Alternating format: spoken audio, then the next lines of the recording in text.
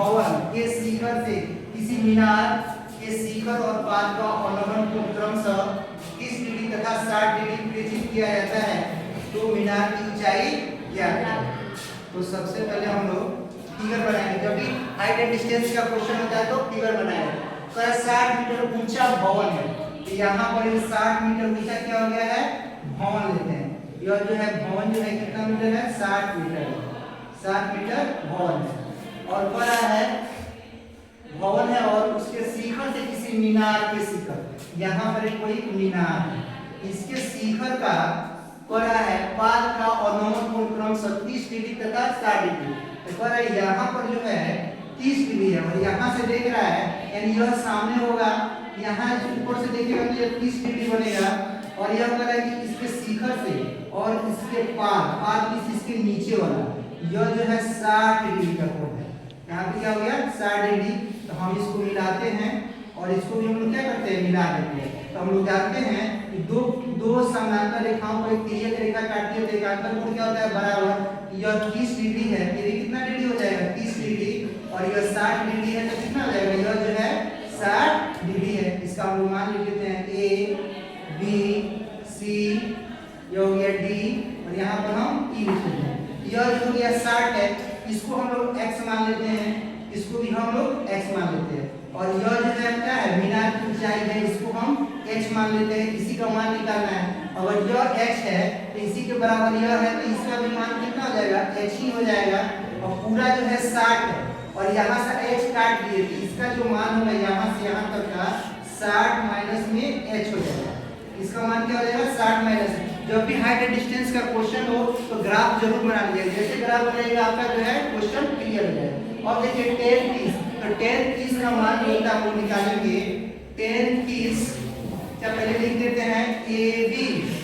AE क्या है, AE जो है आपका भवन है, AE क्या है आपका भवन है। और B और C जो है मीनार है, B और C क्या है, मीनार है, जिसको हम लोग H मानेंगे। और यहाँ पर AB जो है X माना गया है और AB यहाँ पर CD भी हम लोग क्या मान लिया, X मान लिया। तो हम लोग निकालते हैं 10 30 डिग्री। तो 10 30 डिग्री बराबर क्या होता है, P बाई B हो जाता है, P बाई B। यहाँ पर 10 30 बराबर क्या देगा, 60 माइनस में H बटा में यह हो गया X, यह हो गया X।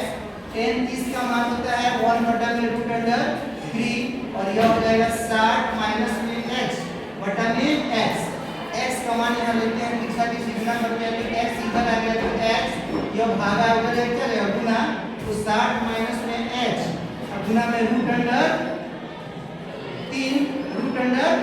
हो गया। X का मान निकल गया, यहाँ का मान। और फिर हम क्या लेते हैं 10 60 डिग्री लेंगे। तो 10 60 में हम 10 60 लेंगे, जितना हम लोग मान लेते हैं फिर हम लोग इसको देखते हैं 10 60 डिग्री का मान हम लोग निकालते हैं।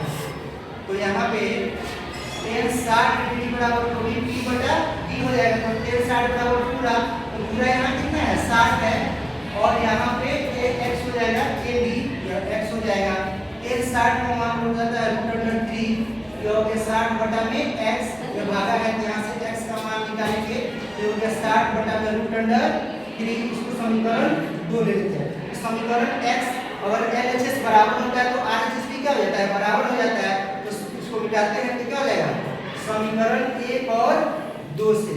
यहाँ क्या लिखेंगे, समीकरण 1 और 2 से। LHS बराबर है तो RHS बराबर, यहाँ लिखेंगे 60 बटा में √3 और यहाँ हो जाएगा 60 माइनस में H √3। यहाँ से हम क्या निकाल लेते हैं H का मान। तो हम लोग करते हैं इसको जो है गुना करेंगे, इसको इधर ले जाएंगे तो हो जाएगा 60, √3 को इधर गुना ले जाएंगे तो हो जाएगा 60 माइनस में H, तो हो गया √3 गुना में √3, यह हो गया 60, यह हो गया 60 माइनस में H, √3 कितना हो जाएगा 3। फिर इसको हम गुना करते हैं तो हो गया 60, 3 से गुना करेंगे तो 180 है, इसमें गुना किए तो माइनस में 3H।